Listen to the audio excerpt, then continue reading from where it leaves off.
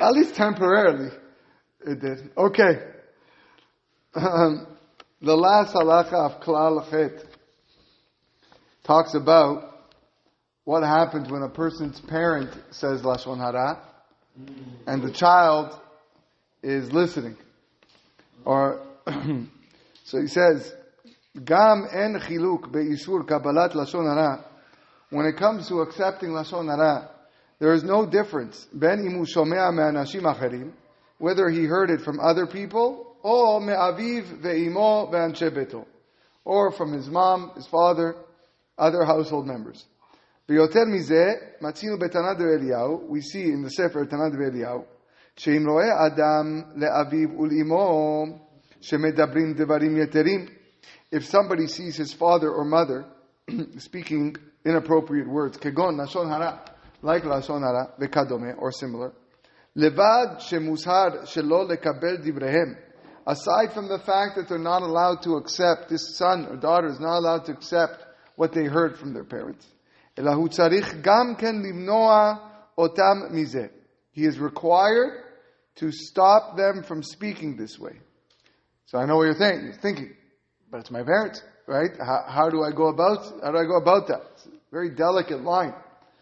V'yizaher sheyeh zeh bederech kavod. But you have to make sure. You have to be careful that you do this in a respectable manner. Ukmo shekatavti biber mayim chayim, like I wrote in the Perush Ber Mayim Chayim. Ve'im echedish lahem, if he remains silent and does not tell his parents, ne'enash hu vehem avur zeh be'onesh gadol, then both he and them will be punished severely.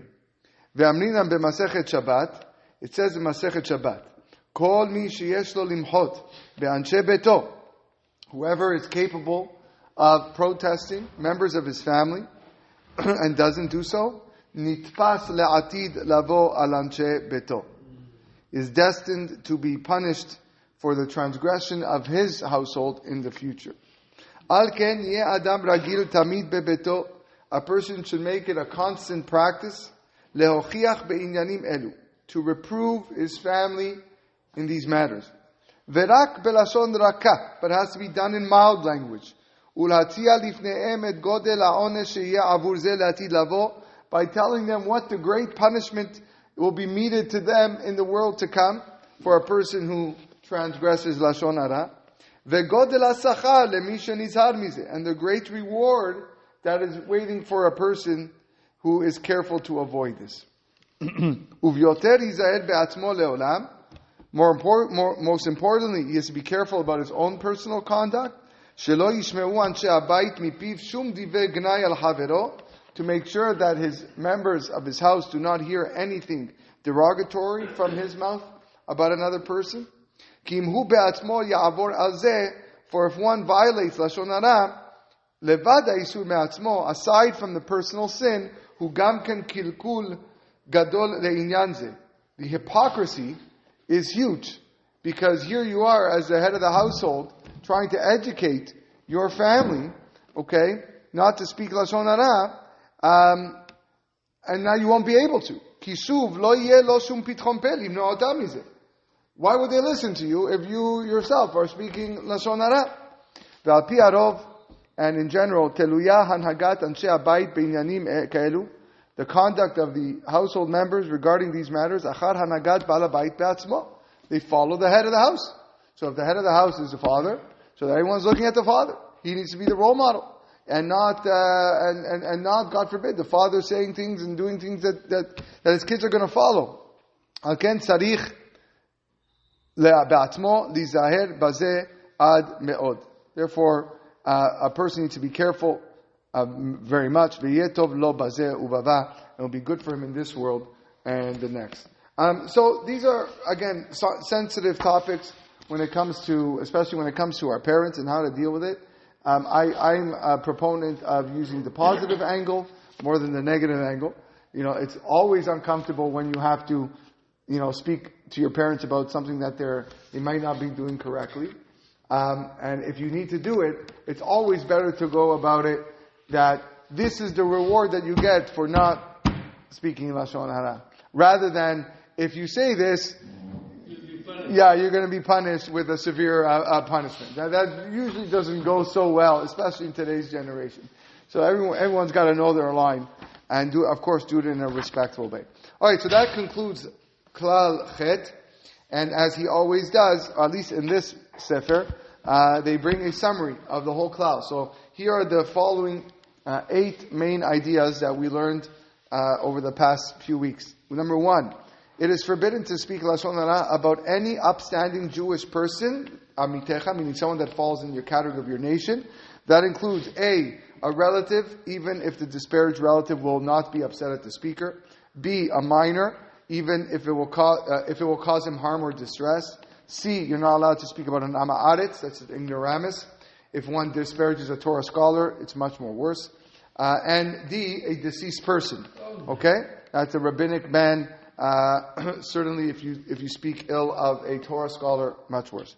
Number 2, if someone speaks Lashon Hara, lekaneh ha'emet, to uphold the truth, then, and he makes a mistake out of his assessment, he is still liable for speaking Lashon Hara. 3, it's forbidden to speak Lashon Hara to anyone, including A, your spouse, B, the relatives of that person who you're speaking about, and C, a non-Jew. 4, there is a mitzvah to disparage the following sinners who, due to their extreme transgressions, forfeit their status as amitecha, your nation, and therefore you don't need the preconditions of to'elet. Who are those 2 categories? A verified apikores, so that's a heretic who rejects the basic tenets of Judaism, and B, a verified malshin. This was yesterday's class, an informer who hands over Jews to the authorities. Verified, yes. What's considered So everybody knows that this guy is a kofer. That's all I need is that the crowd knows that he's like this. Yeah. That's it. That's verified. That's verified. A kofer is someone who denies God. Denies God's existence. I'm actually going to talk about this if you come, and the Torah and the mitzvot. This Shabbat, Be'ezrat Hashem, my Suda Shishi topic, I'm going to spoil some of you. Okay. Is giving an aliyah to someone who is mechalel Shabbat, which is always a controversial topic. But we're going to speak about this idea here about the difference between someone who's mechalel Shabbat and someone who's a kofer, who outright denies. All right. But that's what a kofer is. Oh, that's what I'm saying. I say if he's a kofer, why you want an aliyah? Right. So it could be a bar mitzvah. Right, and the guy that have a relative, he hasn't gone up, right? 5. One may speak Lashon Hara. One may speak Lashon Hara about someone who is universally considered a Rasha because he commits well-known sins. This applies only if A, the speaker is motivated by Kinat Ha'emet to discourage others from following his ways, or to encourage the Rasha to reconsider. B, he does not exaggerate the sin when saying it over. And C, he does not flatter the Rasha in his presence and disparage him privately. Number 6, according to some opinions, one may disparage Ba'aleh Machloket, quarrelsome people, to discredit them and their baseless accusations under the following conditions. Baseless accusations. Under the following conditions. A, the speaker knows firsthand that they are Ba'aleh Machloket, and that they are the guilty party. B, his intention must be to quell the dispute. He may not be motivated by any personal hatred or animosity. C, he must have no other means of quelling the dispute. Meaning you've tried every other avenue and it hasn't worked. 7, one may not accept Lashon Hara about any other Jew from anyone, even one's own parents or family members, unless the report about sinners who are excluded from unless the report is about sinners who are excluded from the category of amitecha. You know, there's a big problem when we talk about a family, and I get everything that you said there, and it's all valid and good, but, you know, when you're talking, you're in a family setting, and you're talking about one of your family members, maybe the family member has a problem, that you guys are trying to work out, and help, right? Mm-hmm. So, but there, in essence, you're talking about Lashon Hara because there's a problem. Otherwise, it wouldn't be right? Yeah, because those are always, you're right. So now, in certain circumstances it will be permitted. So if it's leto'elet. So if I have someone's talking about a family member with me on the table and he wants a rabbinical point of view and it's for the purpose of helping this child, okay? Then leto'elet, it might be okay. At the same time though, no, I'm saying, like, it seems like it's okay. But, you also have to be aware of who else is sitting on the table. Right? If you have other people sitting on the table that don't belong in that conversation, and now but I'm asking the rabbi. Yeah, but besides the rabbi, there's 5 other people that don't need to know about that situation. So, that would be Lashon Hara, I think, in my opinion. Last halacha, and then we'll conclude. Last point of the summary. One must teach his family members, both directly and by example, not to speak Lashon Hara. One is even required to stop his parents from speaking Lashon Hara, but he must do so respectfully. Okay, so though that summarizes Klachet. Yeah? I might have missed it. But whatever is written in the newspaper, and I come and tell you what's written in that Lashon Hara?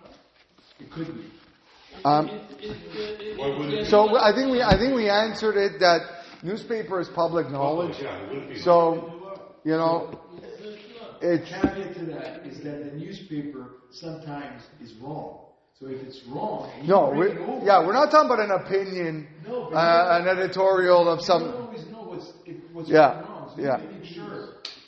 Yeah, certainly. Verified is a very important word. I remember once they said that the Yadua Batzibur, if something is known, the news or the radio or it's not Lashon Hara. It's it's a very delicate, sensitive topic. Better to stay silent the best we can. Okay. Hazak.